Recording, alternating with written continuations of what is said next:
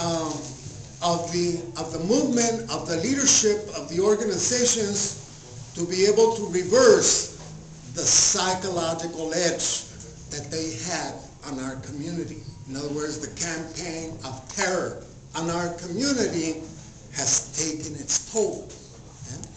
And you see it,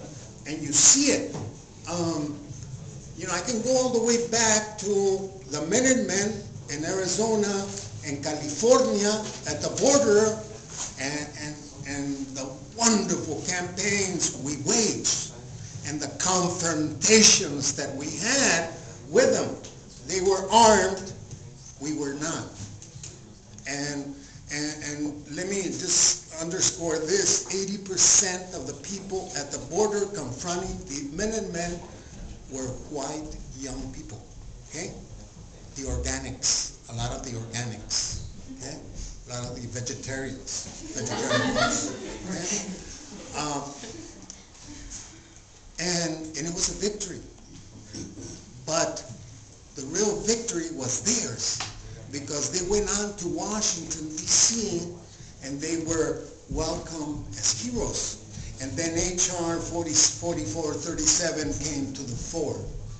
And it was a propaganda move. It was a political move, an ideological move. And so our people came forth, and the movement came forth. And Washington came on March 8th with 20,000, Washington, D.C. And then Chicago with 150,000 came forth. And then, of course, everybody was waiting for Los Angeles. And yes, we came forth with 1.7 million digitally counted people on the street. Okay? And then we moved on to May 1st, and we closed the city. We closed the city. About 75% of the economy was closed down. Absolutely. All our communities, all the venues, all the arteries, they were closed down. 85%? About 75%. Okay? And how do we know this? We haven't really counted it scientifically. We haven't gone to the Chamber of Commerce to look at the figures on the effects on the economy, on different industries.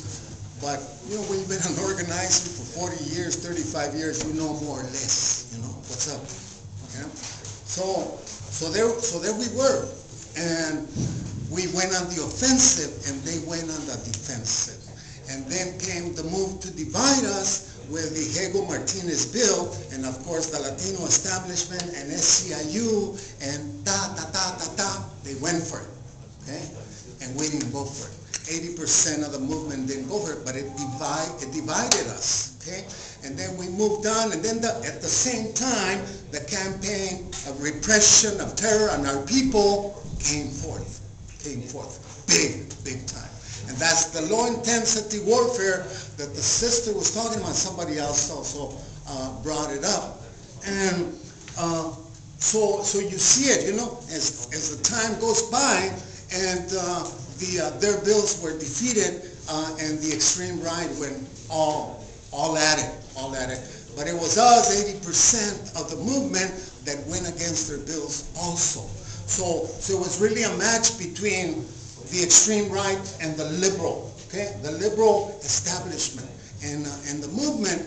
And so here we are, and we have a big challenge, and it ties in directly to the wall as I see it. I know that our call for May 1st last year, for I think even also March 25, was no wall.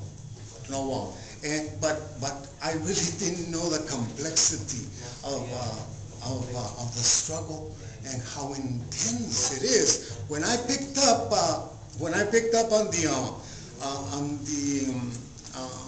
the reports, the articles that were being distributed nationally, and it said this is an issue that concerns all the people. I mean, you only get bits. I didn't really understand. Now I more or less have somewhat of a better understanding. I think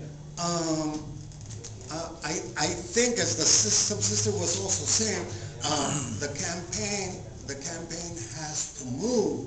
It has to move nationally. As Brother Ruben said, it's continental, but it has to move nationally here. And this conference, this effort, has to come up with some effort to be able to proliferate throughout the country and bring it forth. And I think one excellent venue that we may have is May 1st. There's going to be more than likely, there's going to be more than likely about 100 demonstrations, marches, some type of activity, national action that is going to take place all the way from the street, all the way to lobbying in Washington D.C. During those days. It is imperative that this conference call on the immigrant rights movement to put forth the issue of the wall and all its complexities.